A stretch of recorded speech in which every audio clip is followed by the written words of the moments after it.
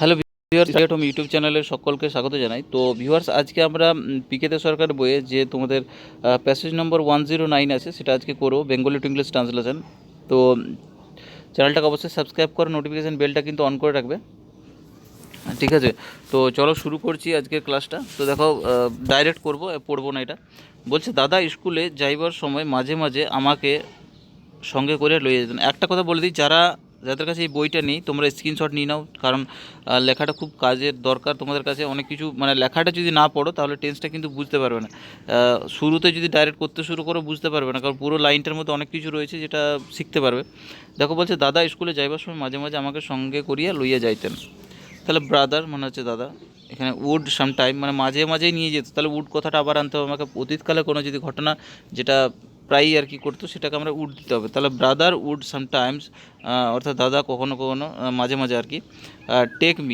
Take me আমাকে নিয়ে যেতেন সঙ্গে করিয়ে, টেক মি উইথ হিম তার সঙ্গে করে নিয়ে যেতেন টু স্কুলে নিয়ে যেতেন। তো brother would sometimes take me with him to school. দাদা স্কুলে যাইবার সময় আর কি আমাকে মাঝে মাঝে সঙ্গে করে নিয়ে যাইতেন। নেক্সট দেখো, দাদাদের মাস্টারটি বড় ভালো মানুষ ছিলেন। মাস্টার মানে টিচার কথা হচ্ছে এখানে। তাহলে brothers teacher was a very good man, একজন ভালো মানুষ ছিলেন। মাস্টারটি, এখানে মাস্টারটির কথা বলছে, তাহলে তাহলে একজন টিচার লিখবে এখানে। তাহলে brothers teacher was a very good man, অর্থাৎ মাস্টারটি ভালো মানুষ ছিলেন। দাদার মাস্টারটি ভালো মানুষ ছিলেন। Brothers teacher was very good man, একজন ভালো মানুষ ছিলেন। নেক্সট দেখো, আমি মনে করিতাম স্কুলের মাস্টার বোধহয় এরূপ হয়। তাহলে আমি মনে করতাম যে স্কুলের মাস্টার বোধহয় এরূপই হবে। তাহলে এখানে হবে একটা একটা একটা কথায় মনে হতো কথাটা আসছে, তাহলে মাইট এরকম কথাটা আসছে, ঠিক আছে? তাহলে যেহেতু পাস্টে আছে তাহলে আমাকে মাইট আনতে হবে এখানে, ঠিক আছে?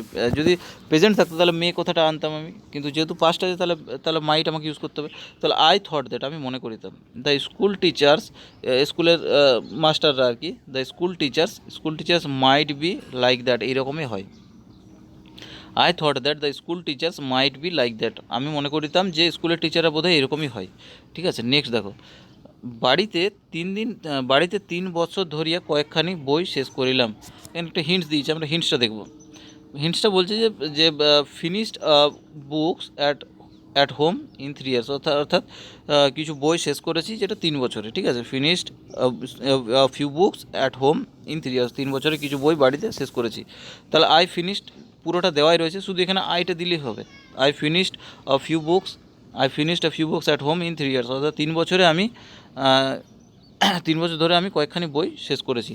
I finished a few books at home in 3 years, 3 বছরে কয়েকখানি বুক আমি শেষ করেছি। নেক্সট দেখো, তারপর আমাকে স্কুলে পাঠাইও দিল, মানে আমাকে তারপর স্কুলে ভর্তি করা হলো। মানে যেহেতু আমি এই গল্পটা যদি যারা পড়োনি একবার শুরুতে পড়ে নেবে তাহলে বুঝতে পারবে যে একটা বাচ্চা ছেলে ছিল, তার দাদা তাকে স্কুলে নিয়ে যেত।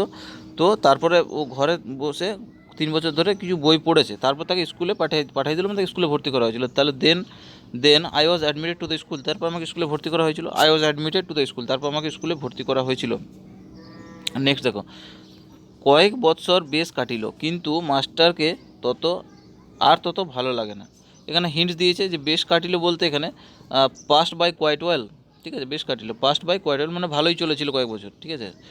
কয়েক বছর না, এখানে বেশ কাটিল বলতে পাস্ট বাই কোয়াইট ওয়েল মানে ভালোই চলেছিল। তারপর হচ্ছে যে তত ভালো লাগে না, তাহলে my liking for the teacher fell off, মানে মাস্টারকে তত আর ভালো লাগে না, মানে আমার my liking for the teacher fell off মানে আমার আর ততটা ভালো লাগতো না আর কি, ভালো লাগা বন্ধ হয়ে গেছিলো। তাহলে few years passed by quite well মানে কিছু বছর আর কি, কয়েক বছর। Few years passed by quite well মানে ভালোই গেছিলো। But my liking to the for the teacher fell off, কিন্তু তারপর আর কিন্তু মাস্টারকে তো তার ভালো লাগতো না, ভালো লাগা বন্ধ হয়ে গেছিলো, ফেল অফ।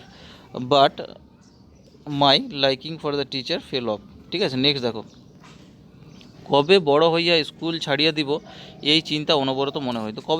কবে ভাবতো যে কবে বড় স্কুল ছেড়ে দেবো, এই চিন্তা সবসময় মাথায় থাকতো। তাহলে এ থট সবসময় একটা চিন্তা, a thought kept coming up in my mind, মানে একটা চিন্তা আমার সবসময় মাথায় আসতো, কামিং আপ মানে আসতো। তাহলে a thought kept coming up in my mind, একটা চিন্তা সবসময় মাথায় আসতো কি, যে কবে স্কুল ছাড়িয়ে দেবো। তাহলে that when I would grow up, কখন আমি বড় হব। উড, আবার আবার সেই উড কথাটা আনতে হবে। তাহলে when I would grow up, কখন আমি বড় হব, অ্যান্ড লিভ দ্য স্কুল, এবং স্কুল ছাড়িয়ে দেবো। A thought kept coming in my mind that when I would grow up, কখন আমি বড় হব, অ্যান্ড লিভ দ্য স্কুল। ঠিক আছে, নেক্সট দেখো।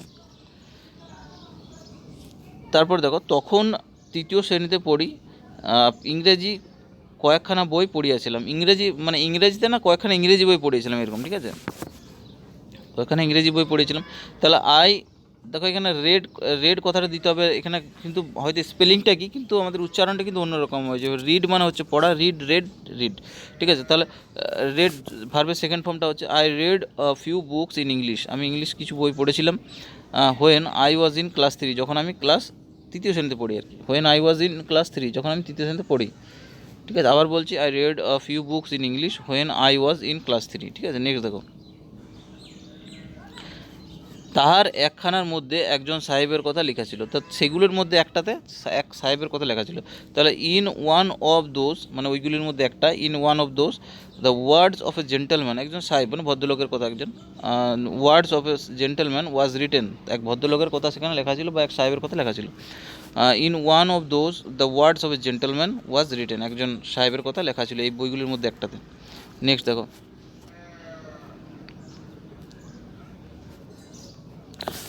তো তারপরে বলছে যে তিনি বাড়ি ছাড়িয়া গিয়েছিলেন মানে তিনি বাড়ি ছেড়ে চলে গিয়েছিলেন। ও এখানে ঠিক আছে, উল্টো বললাম একটু, তিনি বাড়ি ছাড়িয়া বিদেশে গিয়েছিলেন। এখানে হিন্টস একটু দিয়েছে, আমি দেখে নেবো। হ্যাড গন অ্যাব্রড, মানে তিনি বিদেশ চলে গেছিলেন, হ্যাড গন অ্যাব্রড।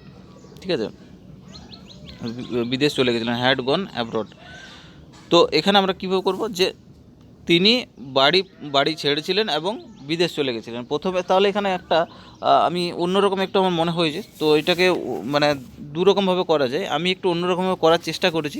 ঠিক আছে, যদি কোনো মিস্টেক থাকে তার মধ্যে তোমরা জানাবে। তো এটা আমি করেছি যে তিনি বাড়ি ছেড়েছিলেন এবং বিদেশ চলে গেছিলেন। তো এখানে দুটো টেন্সের কথা আসছে, আগে বাড়ি ছেড়েছিল তারপর বিদেশ গেছিলো। তাহলে এখানে একটা প্রেজেন্ট পারফেক্ট আসছে একটা পাস্ট পারফেক্ট আসছে একটা পাস্ট ইনডিফিনিট আসছে। তাহলে পাস্ট একটা পারফেক্টে করব, আগে বাড়ি ছেড়েছিল তারপর সে বিদেশ গেছিলো, তাহলে একটা পাস্ট পারফেক্ট করে নেব, একটা হচ্ছে পাস্ট ইনডিফিনাইট। তাহলে হি হ্যাড লেফট হোম, তিনি বাড়ি ছেড়েছিলেন, অ্যান্ড ওয়েন্ট অ্যাব্রড, এবং বিদেশ গেছিলেন। হি হ্যাড লেফট হোম, তিনি বাড়ি ছেড়েছিলেন, অ্যান্ড ওয়েন্ট অ্যাব্রড, তিনি বিদেশ চলে গেছিলেন। He had left home and went abroad, বিদেশ চলে গেছিলেন। নেক্সট দেখো, সেখানে অনেক কষ্ট ভোগ করিয়া শেষে বহু টাকা করিয়াছিলেন।